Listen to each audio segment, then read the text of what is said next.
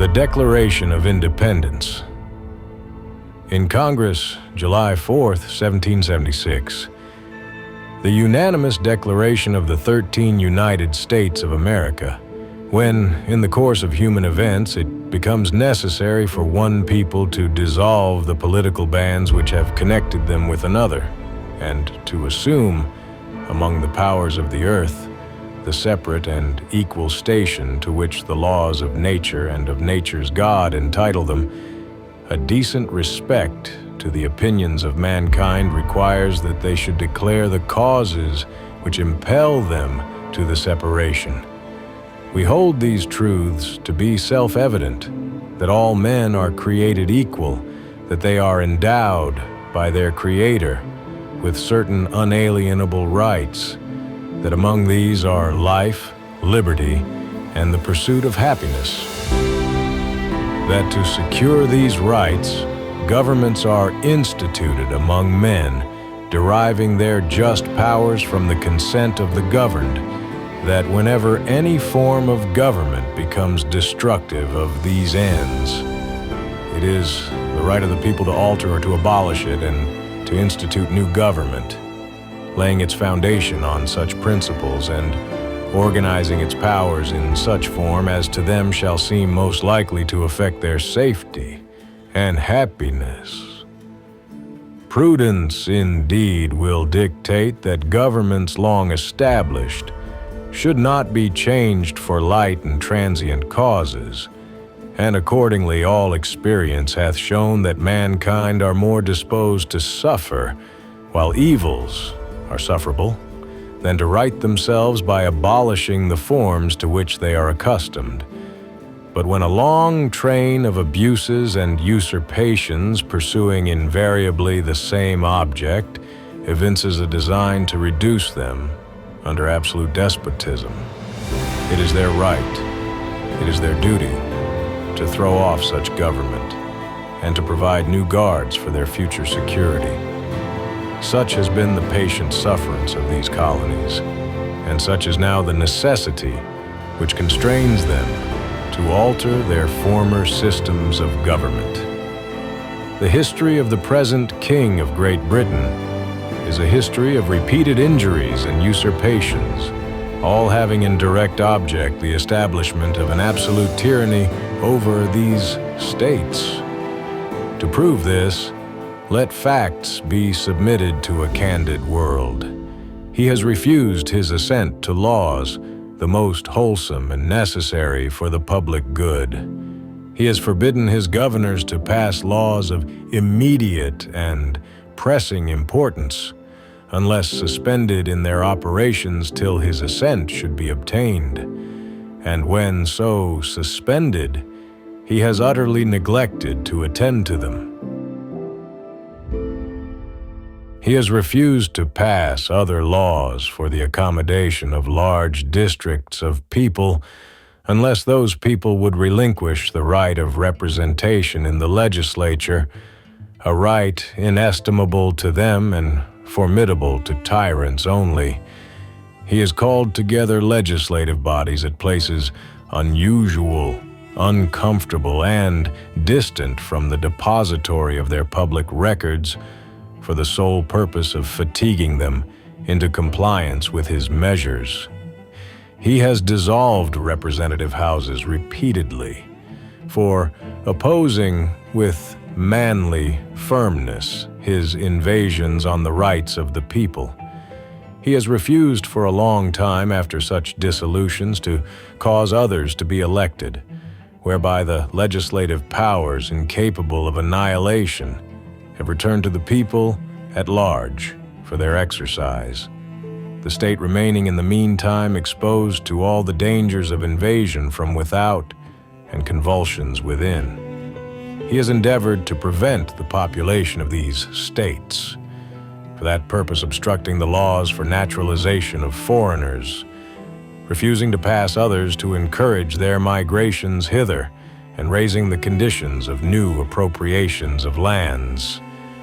He has obstructed the administration of justice by refusing his assent to laws for establishing judiciary powers. He has made judges dependent on his will alone for the tenure of their offices and the amount and payment of their salaries.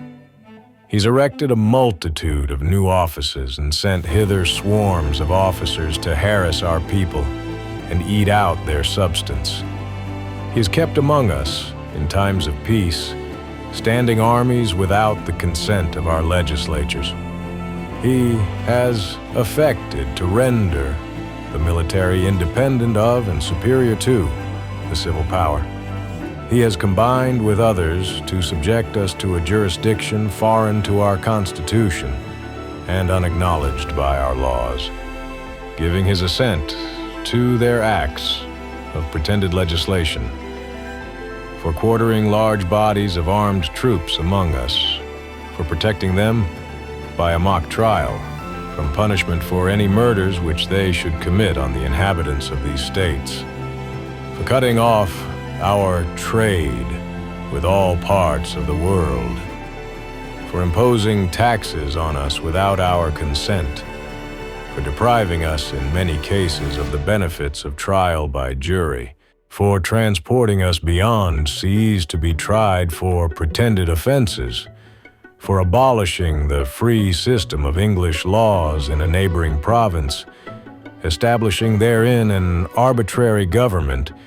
and enlarging its boundaries so as to render it at once an example and fit instrument for introducing the same absolute rule into these colonies, for taking away our charters, abolishing our most valuable laws, and altering fundamentally the forms of our governments, for suspending our own legislatures and declaring themselves invested with power to legislate for us in all cases whatsoever. He has abdicated government here by declaring us out of his protection and waging war against us. He has plundered our seas, ravaged our coasts, burnt our towns, and destroyed the lives of our people. He is, at this time, transporting large armies of foreign mercenaries to complete the works of death, desolation, and tyranny, already begun with circumstances of cruelty and perfidy, scarcely paralleled in the most barbarous ages and totally unworthy the head of a civilized nation. He has constrained our fellow citizens, taken captive on the high seas, to bear arms against their country, to become the executioners of their friends and brethren, or to fall themselves by their hands. He has excited domestic insurrections amongst us and has endeavored to bring on the inhabitants of our frontiers, the merciless Indian savages, whose known rule of warfare is an undistinguished destruction of all ages, sexes, and conditions. In every stage of these oppressions, we have petitioned for redress in the most humble terms. Our repeated petitions have been answered only by repeated injury. A prince, whose character is thus marked by every act which may define a tyrant, is unfit to be the ruler of a free people, nor have we been wanting in attentions to our British brethren. We have warned them from time to time of attempts by their legislature to extend an unwarrantable jurisdiction over us. We have reminded them of the circumstances of our emigration and settlement here. We have appealed to their native justice and magnanimity, and we have conjured them by the ties of our common kindred to disavow these usurpations,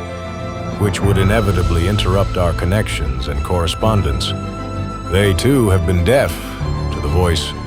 of justice and of consanguinity. We must therefore acquiesce in the necessity which denounces our separation and hold them, as we hold the rest of mankind, enemies in war, in peace friends. We therefore, the representatives of the United States of America, in General Congress assembled, appealing to the Supreme Judge of the world for the rectitude of our intentions, do, in the name and by the authority of the good people of these colonies,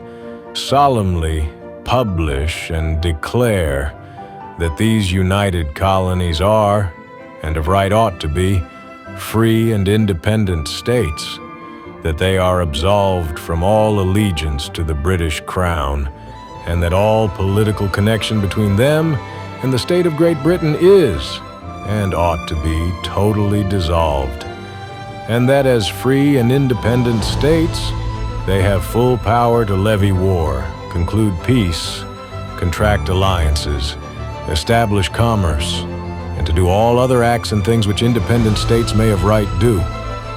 And for the support of this declaration, with a firm reliance on the protection of divine providence, we mutually pledge to each other our lives, our fortunes, and our sacred honor.